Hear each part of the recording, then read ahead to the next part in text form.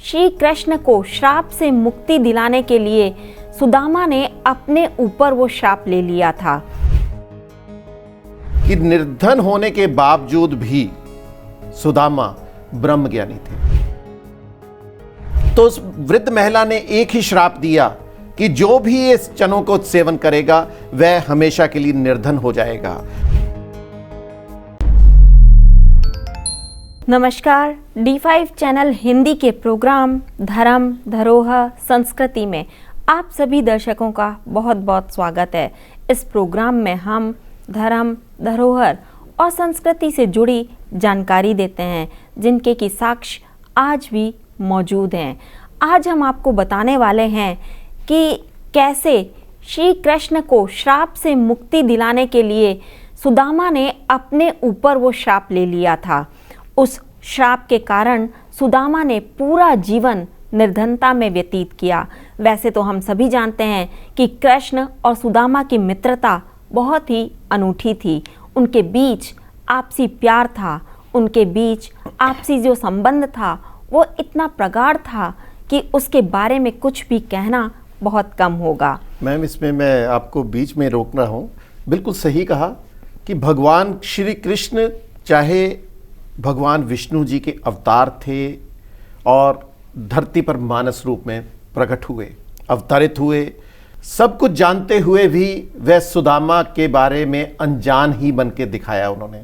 जब तक उनका जीवन था, चाहे वो भगवान थे, अपने मित्र को निर्धनता से मुक्त भी करवा सकते थे, उसकी दरिद्रता को समाप्त भी करवा सकते थे, परंतु उन्होंने मानस रूप में जो हमने कहते पिछले जन्मों में कर्म किए उसी के मुताबिक हम अपना जीवन यापन करते हैं। और इन्हीं चीज़ों को देखते हुए भी भगवान श्री कृष्ण ने सुदामा की दरिद्रता को वैसे ही रहने दिया जैसे वो कर्मों से।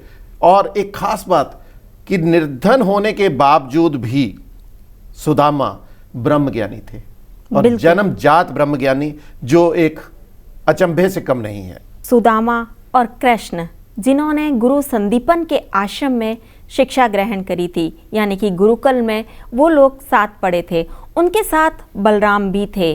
गुरुकुल जो कि संदीपन ऋषि का आश्रम है वो आज भी उज्जैन के अंदर स्थित है। उस आश्रम में कृष्ण, सुदामा, बलराम ये सभी शिक्षा ग्रहण करने गए थे। वहाँ पर जो प्रसंग हुआ उस प्रसंग के बारे में सुदामा को पहले से पता चल गया था। इसी वजह से सुदामा ने सारा का सारा श्राप अपने ऊपर ले लिया। बिल्कुल सही कहा मैम। सुदामा का जो निर्धन होना है वो हमारा संसारिक नजरिया है और कुछ भी नहीं। भगवान श्री कृष्ण का अवतरित होना ये भी हमारा सांसारिक नजरिया है। परंतु जो भी रोचक प्रसंग जब हम सुनते हैं या उनका अवलोकन करते हैं तो वो केवल एक शिक्षा देने का माध्यम बनता है और कुछ भी नहीं। और इसमें भी एक रोचक प्रसंग इतना शानदार है कि मन गदगद हो जाता है। कहते हैं कि संदीपन गुरु के जो आश्रम था उसके पास में ही एक निर्धन महिला भी रहती थी कुछ फासले पर। तो वो निर्धन महिला हर रोज़ भिक्षा मांगकर ही अपना जीवन यापन करती थी और जीवन यापन के लिए कुछ ना कुछ जो भी कुछ मिल जाता उसी के नज़रिए से वो अपने आप का पेट पालती थी। परंतु एक दिन जब उसे एक दिन भोजन नहीं मिला, 2 दिन, 3 दिन और कई दिन यही उनका रूटीन बनता रहा, मतलब कि 6 दिन तक लगातार ऐसा ही कुछ चलता रहा। तो उस वक्त उस महिला ने सोचा कि ये तो रोज का ही काम हो गया, अब भूखे पेट ही सोना पड़ रहा है, क्या किया जाए। वो प्रभु को याद करती, पानी पीती और सो जाती। प्रभु भी कौन? ठाकुर जी और श्री कृष्ण, जो उनके बिल्कुल पास के आश्रम में ही हमेशा विद्यमान थे और उन्हीं ठाकुर जी की पूजा करते कि भी ठाकुर जी मैं आज भी आपका भोग नहीं लगा सकी, मैं आज भी आपका भोग नहीं लगा सकी। इसी के लिए वो मन विचलित होता रहा और आखिर एक दिन ठाकुर जी ने उनकी सुनी और भिक्षा में कुछ चने मिल गए। चने लेकर वो इतना प्रसन्न हुई, अपने कुटिया में पहुंची तो कहती ठाकुर जी आज आपको भोग लगाऊंगी। इसी मन में वो, मगर तब तक रात हो चुकी थी तो रात के कारण उसने भोग नहीं लगाया। उसने सोचा कि मैं सुबह उठकर भोग लगाऊंगी। तब उसने वो चने एक पोटली में बांधे और पोटली लटका दी। इतने में वहां पर चोर आ गए। चोर आने के बाद में जब उन्होंने सारे घर की छानबीन करी तो उन्हें कुछ नहीं मिला। उन्हें सिर्फ एक पोटली के अंदर पोटली लटकती दिखाई दी। उन्होंने सोचा कि शायद इसी में धन होगा और वो पोटली लेकर के भागने लगे। इतने में उसकी आंख खुल गई। जैसे ही आंख खुली उसने शोर मचाया तो चोर पोटली लेकर के भाग गए। वो भागने लगे और वो अकस्मात गुरु संदीपन के आश्रम में ही पहुंच गए। चोरों का यही दुर्भाग्य कह सकते हैं या भगवान की लीला, दोनों चीज़ें एक साथ एक ही समान चलती दिखाई दी।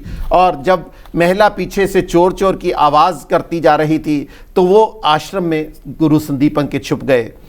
वहाँ पर गुरु माता ने जब पता लगा कि यहाँ पर चोर आए हैं तो उन्होंने भी उसको देखने की कोशिश की और सभी शिष्य उसको ढूंढने लगे। चोर इसी चीज़ का फ़ायदा उठाकर वहीं पोटली को फेंक कर भाग चले गए।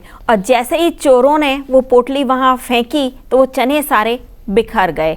चने बिखरने पर गुरु माता वहाँ आई और उन्होंने देखा कि चने बिखरे पड़े हैं तो उन्होंने उनको चनों को इकट्ठा करवाया और वापस से पोटली में बंधवा करके सुदामा को बोला कि बेटा जब तुम लकड़ी काटने जाओगे तो ये खा लेना, तुम और कृष्ण मिलकर खा लेना, ताकि तुम्हारी भूख भी शांत हो जाएगी और इन चनों का भी प्रयोग हो जाएगा। इसमें एक चीज़ बहुत बढ़िया, बहुत अच्छा लगा। जो महिला थी, जो वृद्ध महिला थी, जब उसने अपने चनों को चोरी होने की घटना का ज्ञात हुआ तो उस वृद्ध महिला ने एक ही श्राप दिया कि जो भी इस चनों को सेवन करेगा वह हमेशा के लिए निर्धन हो जाएगा। और यही कारण था कि जब गुरु माता ने उन चनों को श्री कृष्ण और सुदामा को भेंट किए कि तुम जब जंगल में लकड़ी काटने जाओगे तो इन चनों का सेवन कर लेना, परंतु सुदामा ब्रह्म ज्ञानी थे, सभी को जानते थे, जानते भगवान श्री कृष्ण भी थे, परंतु मानस रूप में होने के कारण उन्होंने किसी को भी इसकी जानकारी नहीं दी। और सुदामा को जब पता लगा कि ये श्राप युक्त चने हैं, अगर श्री कृष्ण और जो कि संसार के इस त्रिलोकी के मालिक हैं, अगर वो सेवन कर लेंगे तो ये श्राप उनको लग जाएगा, इसलिए उसने सुदामा ने उन चनों को सेवन कर लिया। बिल्कुल। और उसके बाद से ही सुदामा ने गरीबी भरा जीवन व्यतीत करा। उनका पूरा जीवन गरीबी से भरा रहा। इस श्राप को पूरा करने के लिए श्री कृष्ण ने उन्हें बाद में हालांकि महल बनवा के दिया था, सारा कुछ दिया था, मगर फिर भी श्राप का असर उन पे जरूर रहा। जी, इसी तरह के रोचक प्रसंग लेकर फिर हम आपके सामने हाजिर होते रहेंगे। अब मुझे प्रदीप शाही को और मुझे वंदना को आज्ञा दीजिए। नमस्कार। नमस्कार।